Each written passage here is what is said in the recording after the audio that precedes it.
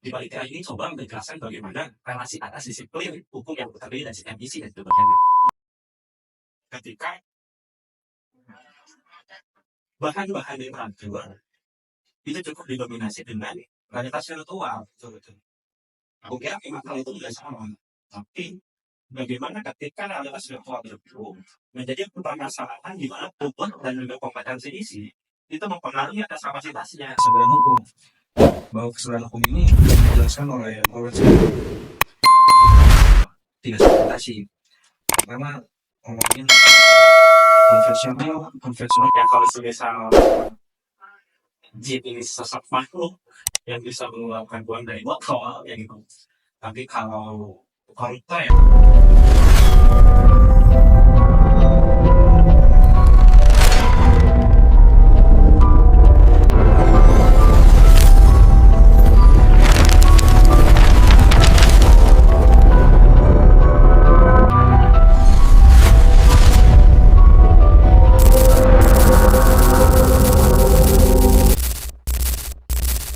Selamat datang di Nalar Magazine dan Data, tempat di mana nalar diuji tak hanya dinikmati dan sesekali menertawakannya. Sahabat Nalar Atas, hari ini Nalar Atas akan membedah buku yang ditulis oleh sahabat di depan kita yang berjudul Di Balik Tirai Keadilan. Tapi sebelum kita menelanjangi isi dalam buku Di Balik Tirai Keadilan, enaknya kita berkenalan terlebih dahulu dengan sahabat penulis. Gimana kabarnya Ketua? alhamdulillah baik-baik saja. Alhamdulillah baik ya. Nah, jadi sahabat penalaran kaya tuh saling memberikan pertanyaan. Maksud dari Di Balik Tirai Keadilan dan isi dari buku yang sahabat tulis. Tapi sebelum kita masuk membahas tentang metodologi atau isi Di Balik Tirai Keadilan, baiknya sahabat juga memperkenalkan diri kepada sahabat penalaran. Entah itu sejarah hidup sahabat, entah itu bagaimana proses pembuatan Di Balik Tirai Keadilan, sampai ngomongin kepada isi Di Balik Tirai Keadilan nih sahabat. Baik, terima kasih kepada sahabat yang sudah sedikit banyaknya membuka dan juga memberikan stimulus atas apa yang mestinya kita bahas dan mestinya kita mulai pada kesempatan kali ini. Di segmen pertama, jika saya mesti menjelaskan atau juga mendeskripsikan bagaimana saya hadir ketika saya hadir di dokter hari ini dan bagaimana prosesi dari buku atau juga sebenarnya saya juga bisa mengurai bahwa itu buku atau juga itu novel dalam Di Balik Tirai ini. Seperti pada umumnya dan seperti pada manusia lainnya, saya lahir gak ada hal yang istimewa, gak ada hal yang luar biasa. Saya hidup sebagai manusia menjalani masa kekanak-kanakan berikut, di mana saya menempuh jenjang tas saja pada SD dengan pendidikan pesantren. Seperti pada umumnya orang-orang merasakan hidup dari lahir hingga mungkin pada kesempatan hari ini saya ditakdirkan untuk saya ditakdirkan telah melaksanakan prosesi pendidikan sarjana. Tidak ada hal yang istimewa dan tidak mungkin bahwa Di Balik Tirai ini bisa hadir, bisa terbit tanpa dorongan daripada pemilik ridho dalam diri saya itu sendiri. Ya kita sebutnya sebagai orang tua. Mungkin perihal deskripsi saya itu aja. Nah, perlu diketahui juga sahabat, sahabat Tara, penulis buku yang hadir di hadapan kita itu telah menyelesaikan prosesi pendidikan tingkat 1 sarjana hukum. Nah itu lumayan menarik dulu kita bahas, karena buku Di Balik Tirai Keadilan ini yang saya nggak tahu dan saya juga sempat menganalisis, sempat mencari tahu apa tentang buku di balik tirai keadilan ini, dan sesekali juga saya membacanya. Ternyata di dalam buku di balik tirai keadilan itu ngomongin perihal seputar hukum. Kayak gitu. Untuk lebih jelasnya lagi, sahabat, mengenai buku di balik tirai keadilan itu, ada satu rasa keinginan untuk membuat karangan buku tentang hukum, tapi dia dibungkus oleh fiksi. Itu awalnya dari mana, sahabat? Baik, kalau dari hal di balik tirai itu, ketika saya ditanya awal mulanya dari mana itu cukup bingung sebenarnya. Ya, Kenapa saya bingung? Karena saya melaksanakan aktivitas akademik di kampus itu cukup seperti biasanya sebagaimana mahasiswa pada umumnya. Namun secara khususnya memang saya saya menghadirkan dalam diri saya berikut saya menginisiasi bagaimana watak untuk bisa memaknai prosesi menjadi mahasiswa itu seperti apa, hingga beberapa momen dari masa ketika saya itu yang katanya diklaim sebagai mahasiswa itu melaksanakan aktivitas sebagaimana berdiskusi, sebagaimana membaca buku, sebagaimana memobilisasikan diri untuk mengaktifasikan ruang sosial selain daripada ruang kelas itu sendiri.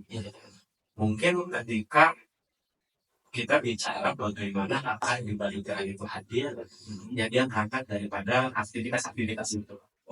Dia berangkat daripada aktivitas diskusi yang kalau saya rasa dan diskusi cukup sanggup dan diskusi nggak cukup konkret ketika nggak ada praksisnya. Aku rasa bahwa menulis itu merupakan bagian daripada representasi dan juga upaya mempraksiskan bagaimana aktivitas membaca dan bagaimana aktivitas berdiskusi tadi. ya, betul.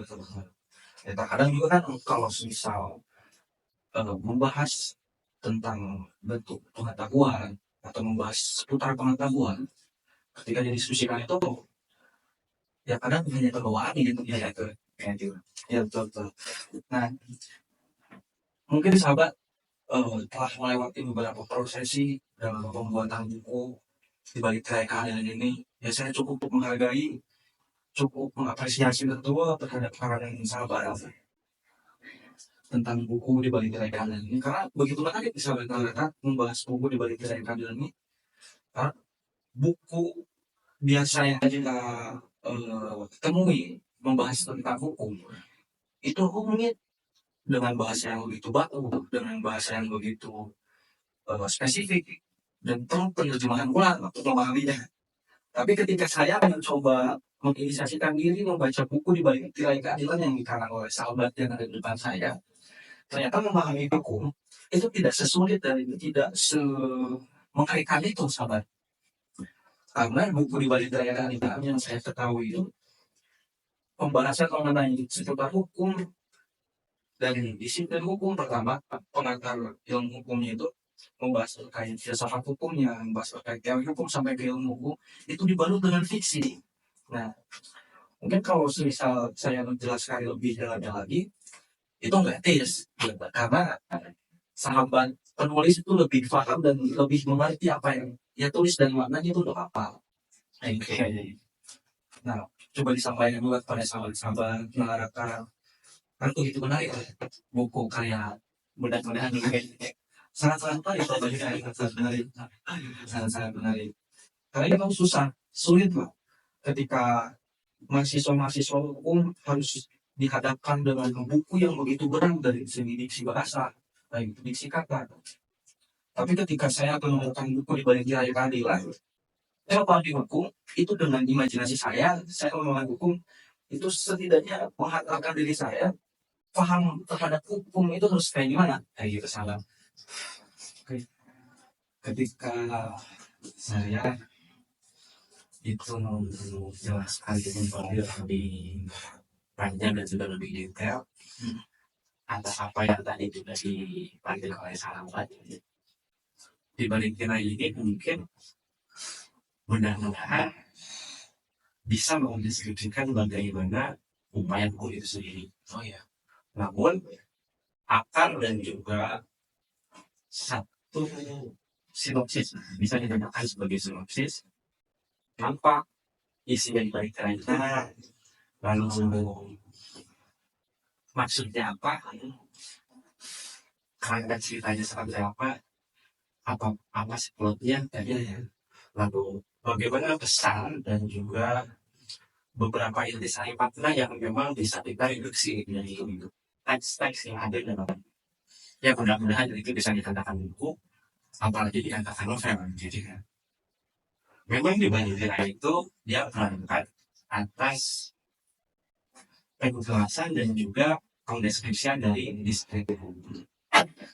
Memang saya itu menjelaskan buku tersebut itu nggak begitu rumit, nggak begitu detail dengan bahasa ya kalau bahasa Sundanya Algitian. Nah, meski ya upaya menulis itu berjalan, cuman kayaknya waktu itu apa salahnya masih diterbitkan kayak gitu.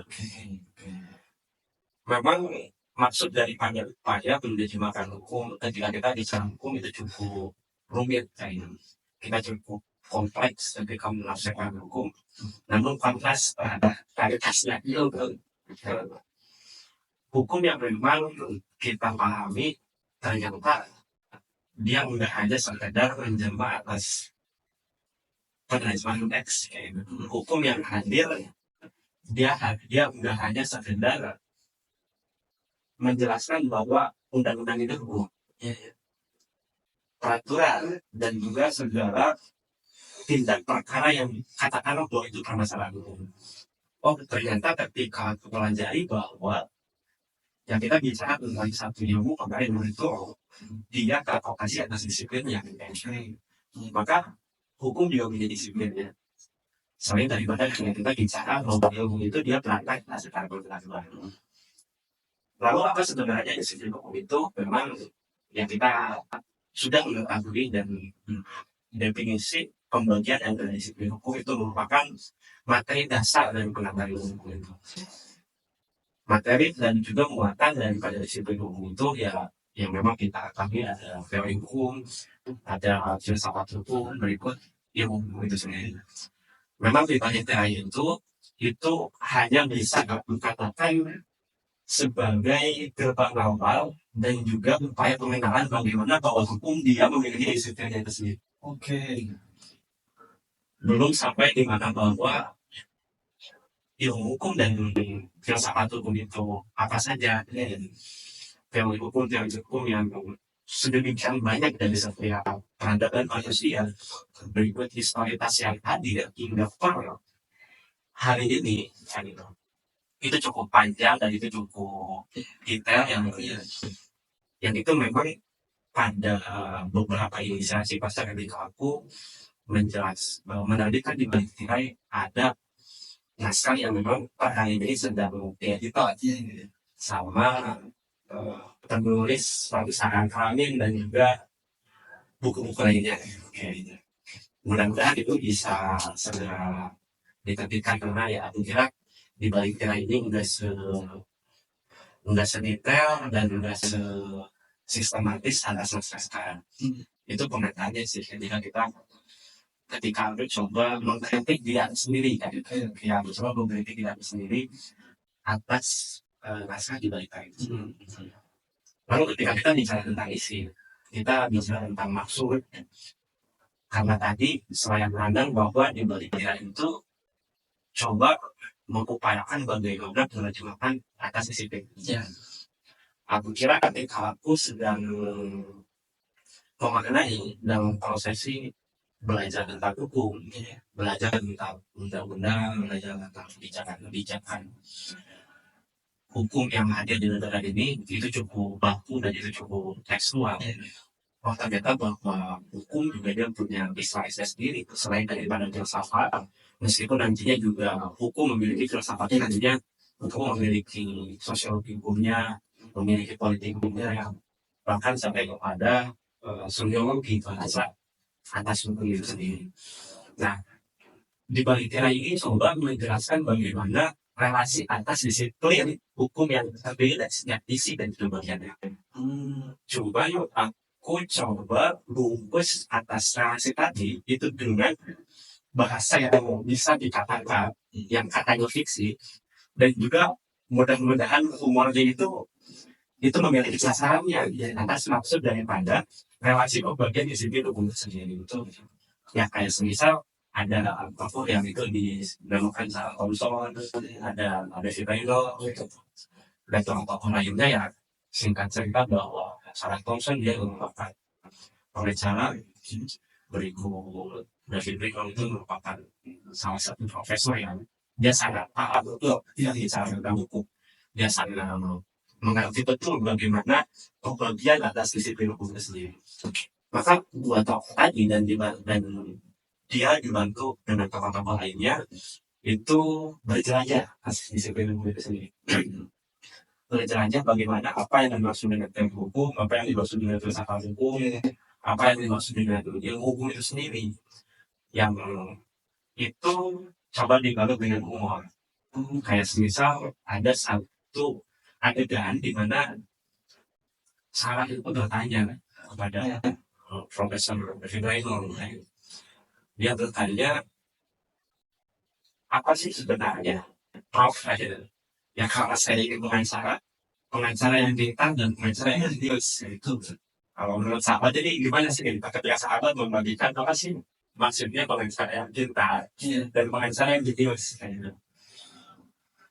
Kalau yang saya baca sedikit dari di balik tirai terhadap pertanyaan Sarah Thompson kepada David Beckham, dia mempertanyakan perihal pengacara yang pintar dan jenius itu maksudnya apa kayak gitu kan? Iya. Dan pengacara yang pintar itu pengacara yang dia tidak paham terkait bagaimana mekanisme mengadvokasi ketika ada permasalahan hukum kayak gitu.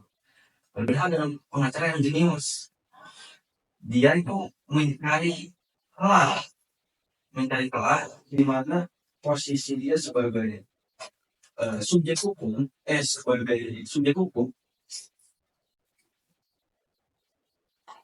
itu bisa memberikan bantuan terhadap masyarakat. Itu sih yang aku dapat kalau dibaca buku literatur itu. Ya. Tapi kalau maksud daripada pertanyaan Sarah Thompson bagi penulis itu sih, ya itu dijelaskan cukup singkat. Ketika kamu ingin membedakan apa yang menjadi apa maksudnya pengacara hukum, pengacara pintar dan juga pengacara jenius, itu cukup sederhana. Kata Profesor Finraynor, ketika pengacara yang pintar maka dia pengacara yang mengerti atas hukum, kayak gitu. Tapi kalau pengacara yang jenius, dia sosok pengacara yang mengerti atas hakim. Nah itu aku kira itu bagian daripada humor, meskipun nuansa humor itu bagian kita bicara tentang realitasnya, kompleksitas hukum. Itu ternyata ketika hukum itu memang dia nggak bisa begini lengkap. Apalagi ketika kita bicara tentang sistem dan juga cenderung ada segmentasi hukum yang dia menggunakan sistem silang, dia menggunakan formula yang kira sahabat-sahabat sudah saya paham harus untuk itu. Tapi juga hukum itu direpresentasikan oleh hakim dan semua dan kok ketika hukum itu mesti ditegakkan. Apalagi ketika kita bicara tentang kepastian hukum bisa adil, bisa manfaat dan bisa pasti tanpa bisa diafirmasi oleh hakim.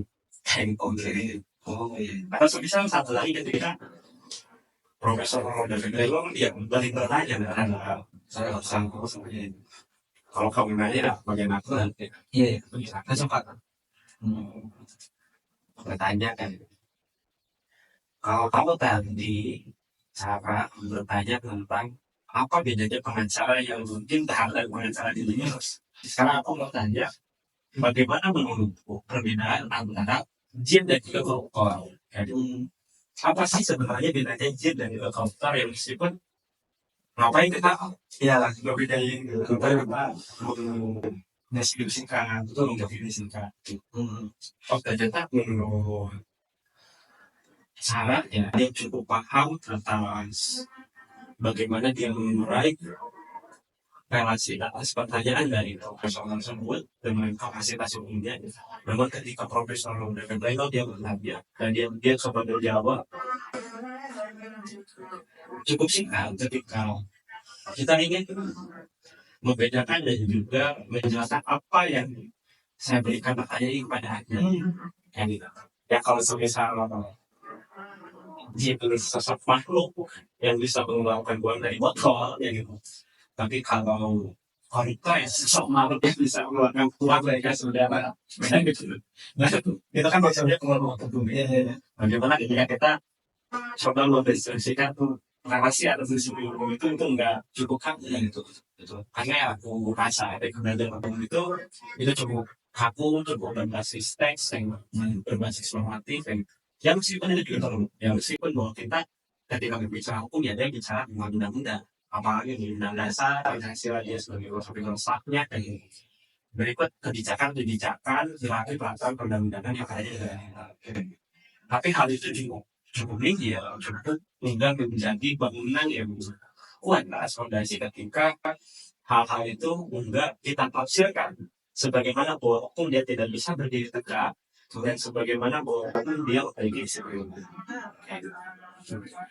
Mungkin kalau sedikit banyaknya isi daripada tiga nilai ini seperti itu. Memang bisa penjelasan serupa sendiri saya nggak lupa tapi di 2023 waktu itu saya menerbitkan buku itu dan menjelaskan nasabah mungkin saya fokus di sana sepertinya bisa sana gitu buku isi dan pada itu lalu perihal kritik lagi buku itu memang jadi awal ya itu jadi awal di mana aku mulai menghakimi diri sendiri dengan proses menulis. Memang isi daripada hibarita itu sudah cukup menjelaskan bagaimana pembagian dari isi itu. Karena naskah selanjutnya yang saat ini sedang diedita itu menghabiskan waktu 2 tahun kurang lebih ketika dia mendeskripsikan ke satu tentang yang berlebihan bahwa itu ada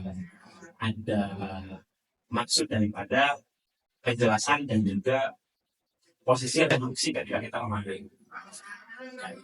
Cuma ya kita juga itu merupakan penjelasan singkat atau penjelasan awal atas pembagian disiplin hukum.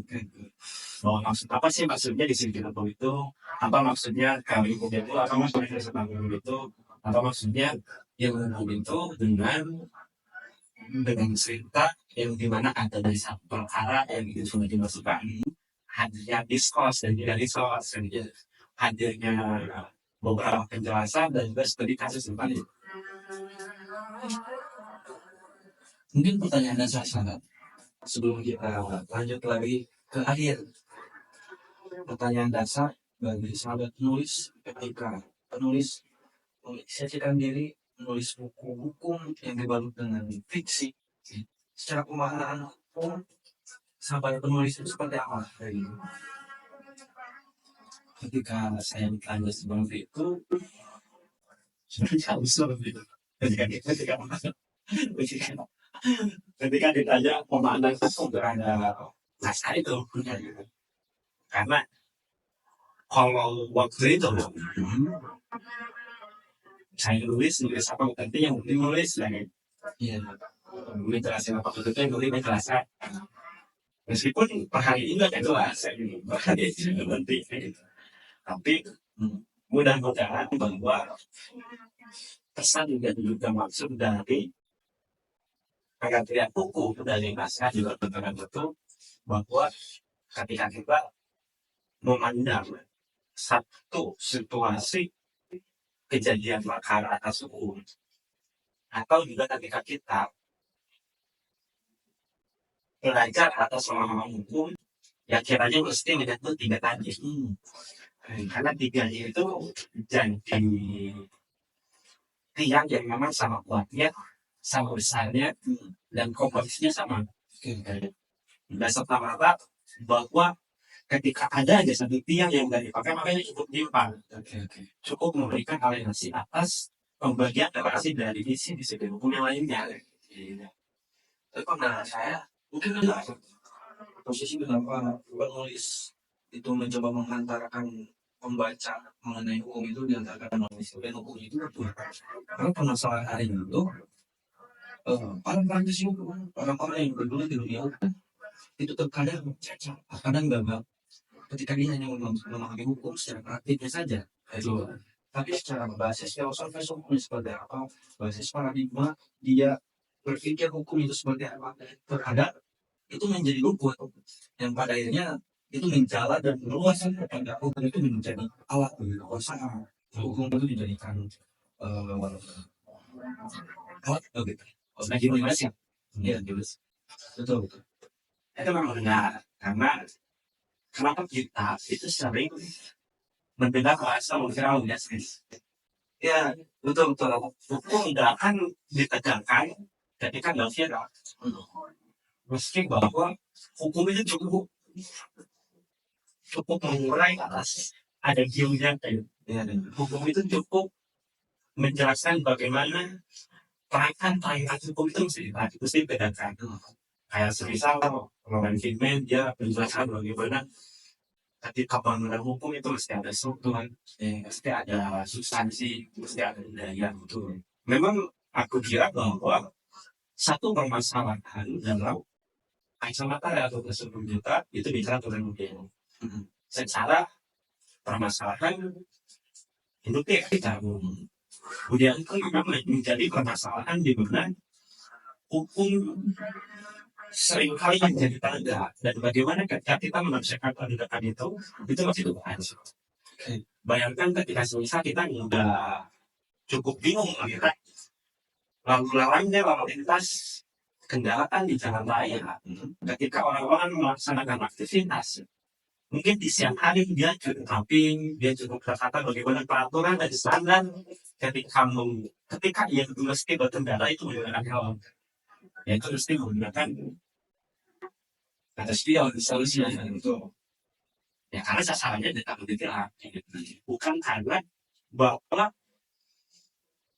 perangkat yang terus dipakai tadi itu menjadi standar keselamatan. Itu satu contoh ketika bicara tentang budaya.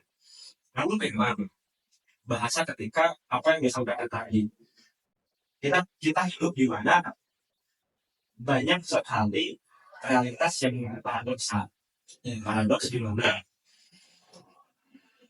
jangankan pada orang yang belajar hukum akademisi hukum mahasiswa hukum juga nggak bisa dikatakan sama kok pemahaman itu nggak bisa dikatakan dia paham sepenuhnya. Oke dia paham belum tentu dia bisa melaksanakan upaya kesana praksisnya. Oke dia bisa melaksanakan praksisnya tapi hasil aktivitasnya itu selalu muncul itu selalu menjadi pasien. Apalagi ketika daya kapasitas atas pemahaman itu menjadi standar sebagaimana mestinya hukum itu dipelajari ketika bahkan di juga itu cukup didominasi dengan realitas spiritual.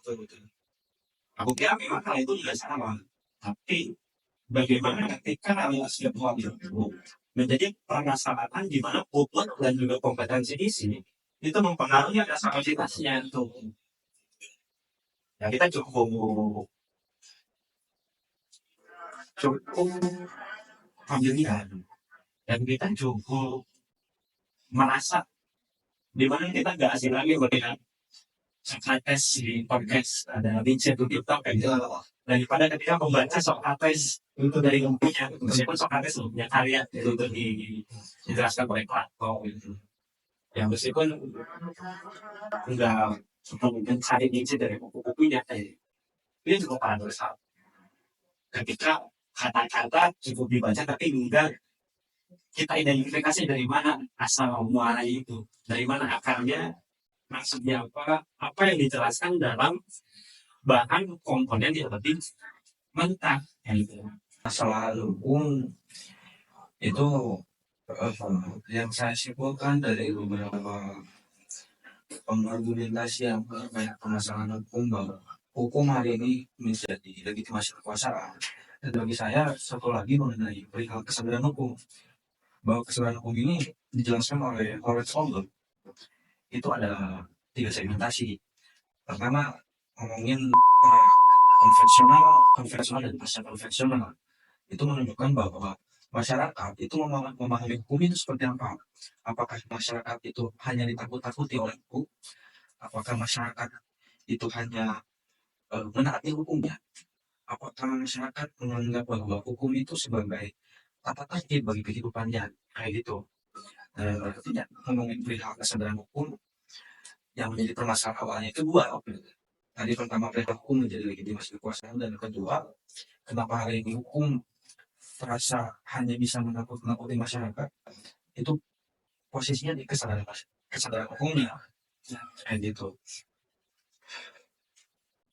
Memang ketika kita bicara tentang legal awareness, kesadaran atas hukum, itu menjadi akar dan juga permasalahan baru itu sendiri.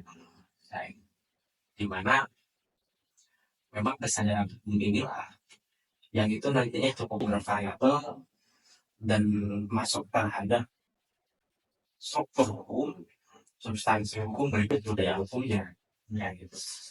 Hingga kepada relasi terhadap politik hukum itu sendiri.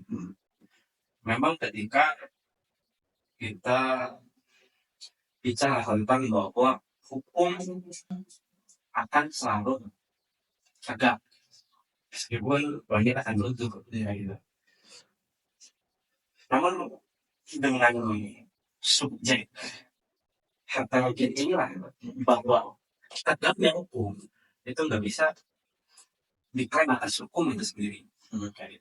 Meski beberapa pemikiran hukum kayak Carlson bahwa hukum mesti terpisah selasa yang lain. Oke, realitasnya bahwa subjek-subjek yang lain, disiplin-disiplin yang lain itu mempengaruhi dan juga menjadi titik serta atas tegaknya hukum, termasuk dalam segmen ketika kita bicara tentang permasalahan politik hukumnya. Nggak bisa tiba-tiba tukang beca yang sehari-hari itu bekerja di jalanan, itu tiba-tiba membuat undang-undang. Guru SD yang itu sehari-hari itu mengajar, itu tiba-tiba mau judicial review satu produk hukum, satu undang-undang. Tukang mancing yang keseharian itu di samping kolam dengan umpannya, jadi tiba-tiba merekomendasikan dan juga mengkritik kebijakan itu. Yang itu siapa? Jadi punya kapasitas apa? Kayak gitu. Mau apa? Kayak gitu. Ya itu permasalahan bahwa hukum itu dibuat oleh politisi hukum sendiri, gitu. Para politisi, ya para ahli-ahli politik itu. Gitu. Makanya bahwa relasi atas politik hukum itu juga menjadi satu persimpangan ketika kita ngomongin persoalan legal awareness kesadaran atas hukum. Meskipun itu cukup sangat jomplang, di mana bahwa kesadaran hukum itu masuk terhadap titik permasalahan individu, di mana mesti seperti apa, mesti memposisikan sebagai apa ketika kita itu hidup di negara hukum. Lalu antisipasinya itu apa saja, kayak gitu. Yang nggak bisa kalau kita ini bukan hakim MK yang bisa memutuskan satu produk kebijakan, itu kan kita bukan siapa-siapa kan. Maka maksudnya bahwa partisipasi secara publik dia perlu mengarahkan bagaimana bahwa kita mesti memiliki kompetensi dan juga kapasitas terhadap daya kekuatan akal dan juga merespon satu permasalahan itu apa? Ya mesti bahwa permasalahan sosial itu nggak ada yang nggak bisa dikaitkan dengan hukum ketika bahwa satu negara dia diklaim bahwa negara itu ya negara hukum, meski bahwa permasalahan sosialnya ya itu cukup selesai jalur mediasi, itu cukup selesai jalur litigasi, bahkan pra peradilan itu sendiri dan itu. Namun rasa-rasanya kesadaran hukum inilah memang cukup penting meski titik permasalahan yang menjadi bagian terhadap hukum itu sendiri. Titik kesadaran kita memang cukup cukup rentan, di mana ruang kesadaran itu hanya sekedar dibahaskan dengan satu upaya hukum yang itu diaplikasikan dalam realitas virtual. Apalagi ketika kita bicara tentang riset itu sendiri tadi. Makanya memang kesadaran hukum itu masih menjadi permasalahan. Lalu bagaimana caranya ketika kita merespon atas kesadaran hukum itu, ya kita mesti paham bahwa posisi kita itu sebagai apa. Ketika kita sebagai subjek atas legitimasi terhadap kuasa, yang dimana bahwa kita mesti dan kita bisa gitu, merumuskan dan juga membuat satu produk hukum, bisa meninjau ulang apa yang memang sudah dibuat dalam hukum, yaitu standarnya seperti apa. Nggak bisa tiba-tiba bahwa realitas kita juga bisa berbicara kayak gitu, bahwa ketika kita bicara tentang teknik rancangan peraturan perundang-undangan yang begitu rigid, yang tiba-tiba satu hari, 1 minggu, 1 bulan selesai kayak gitu. Ya ruang kebijaksanaan nggak bicara kayak gitu. Ya ruang kebijaksanaan mesti membaca bagaimana permasalahan sosial, keresahan masyarakat, dan juga satu hal yang memang dibutuhkan dan itu mesti dibuat sebagai kebijakan itu sendiri. Dan lalu ya kita itu dihadirkan dalam posisi yang kita sebagai satu subjek yang bisa disebut sebagai akademisi gitu, atau juga eksponen pembangunan saya gitu disebut sebagai mahasiswa yang sedikit kritis kayak gitu. Ya mereka dari ya seperti ini juga peka bahwa ya hukum tidak netral, hukum punya sasaran strukturnya apa, secara strukturnya seperti apa, dan asal mana kayak gitu. Lalu juga kepada posisi masyarakat publik secara umum, nggak bisa kita mengklaim bahwa satu permasalahan yang memang di bawah masalah itu lebih benar terhadap si A, maka si B itu salah. Maka posisinya bahwa kita mesti dengan baik dan juga dengan bijak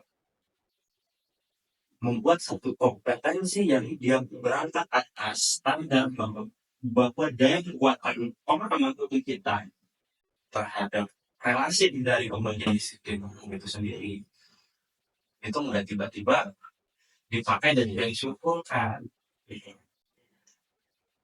dijadikan apa sampai kemana dan akan dipakai. Daya analisis itu lah yang kadang aku kira bahwa setiap orang yang punya pisau masing-masing, yang tergantung ketika pisau itu sering dipakai ya kali aja meskipun dari asap, tapi pisau itu memang sebelumnya juga udah cukup tajam gitu. Tapi pisau itu yang dia agak tajam, tapi dia coba selalu diasah dan juga sering dipakai tidak akan tumpul. Yang kurang lebih seperti itulah, bahwa ketika kita memaknai hukum dan ketika kita membaca satu permasalahan sosial, enggak tiba-tiba karena melihat bahwa menurut A, menurut siapa, dengan dia memiliki satu branding yang kuat, ya katakanlah bahwa dia berlatar belakang atas profesi hukum, bahkan apalagi bahwa dia memiliki subjek dan pemahaman terhadap itu, ya dia cuma merespon bahwa realitas sosial dan juga permasalahan seperti ini, cara berpikirnya seperti ini, itu tiba-tiba menjadi dogma kayak itu. Permasalahan yang dijelaskan oleh seorang yang dia sifatnya bukan wakil, jadi dia sifatnya wacana kan gitu. Maka wacana inilah yang tidak sekedar diklaim dan kita anggap sebagai kesimpulan. Ada hal yang sifatnya analisis, ada hal yang sifatnya dialektika, yang itu masuk mengkonfrontasi wacana tersebut. Meski bahwa setiap orang-orang tadi lah, dia memiliki konsentrasi yang berbeda. Maka konsentrasi itu gunakan dengan kapasitasnya. Kayak gitu. Hingga ketika kita bicara tentang kesadaran, apalagi kita ada hukum, ini cukup rigid. Kayak gitu. Belum ketika kita bicara bahwa teori kesadaran itu apa aja. Kayak gitu. Nah, semuanya teori itu bisa dimasukkan dalam studi penerapannya. Apalagi terhadap permasalahan hukum dan bagaimana ruang kesadaran itu masuk terhadap disiplin terhadap hukum itu sendiri. Kayak gitu. Kurang lebih seperti itu. Oke sahabat, di ujung kita berdiskusi panjang lagi dulu mungkin di balik tirai keadilan, hukum di balik dengan fiksi, kemudian beberapa permasalahan hukum menjadi legitimasi kekuasaan hukum, ya, kemudian menjadi satu alat bagi status quo kayak gitu. Dan kayaknya sahabat itu memberikan closing statement di penghujung acara kali ini pada sahabat-sahabat Narantang. Kayaknya usaha. Karena sebetulnya statement itu ditutup itu ya kadang-kadang bahwa konflik ini dianggap sebagai penghujung sementara dari pembahasan itu menyoal ya berarti tadi malam hidup atau perintah hukum itu sendiri. Ya intinya bahwa bobot dan juga akar di mana kita itu mesti peka, mesti kuat, mesti tajam. Dia berangkat dari upaya di mana kita mesti membaca, mesti berdiskurs, berikut ya sifatnya diskusi, menulis dan sekalipun. Bagaimana ketika kita ini mesti tajam terhadap membaca situasi permasalahan sosial, ketika kita memiliki kompetensi nalar dan juga kerangka berpikir paradigmatis dalam diri kita, di mana kita mesti memiliki penerjemahan terhadap keberlangsungan zaman yang ia itu mendatimpa. Maka yang jawabannya bahwa hal-hal yang tadi membaca, menulis dan berbicara itu mesti menjadi narasi hidup, di mana nafas itu menjadi kebutuhan kita setiap waktu. Kurang lebih penerjemahan ya katanya filosofinya kayak gitu. Ya. Maka maksudnya bahwa hal-hal tadi itu juga mesti beriringan dengan kebutuhan primer dalam keseharian yang dimana ketika kita membutuhkan makan, kita membutuhkan tidur, kita membutuhkan apa saja yang memang itu sifatnya primer. Maka hal tersebut jadikanlah sebagai nafas hidup yang sifatnya selalu mendidik diri dalam diri kita dan dimanapun kita berada, bahkan kita ke depannya. Oke sahabat Narantang, kita tadi diskusi kali ini dengan penulis buku di balik tirai keadilan, dan itu part selanjutnya di Nalarata, tempat di mana nalar diuji tak hanya dinikmati dan sesekali menertawakannya.